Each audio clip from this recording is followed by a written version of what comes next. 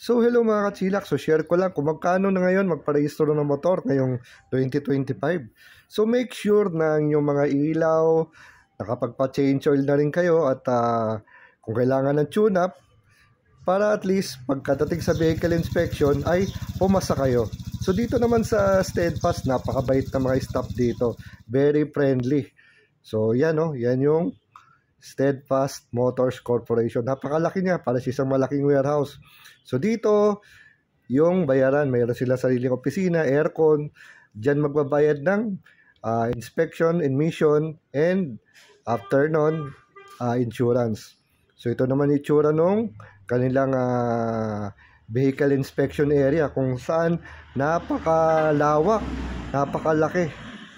So yan, yung tip ko dito, iwasan pumunta ng mga last day of the month, dahil doon madaming tao. Alam niyo naman Pinoy, mahilig sa last 2 minutes. So after nun, pag pumasa na, ito na yung registration. So modes of payment po natin dito ay through GCash. So yan. So ito po ang kanilang FB page and ang kanilang address. So na pa inaantay nyo, rehistro na.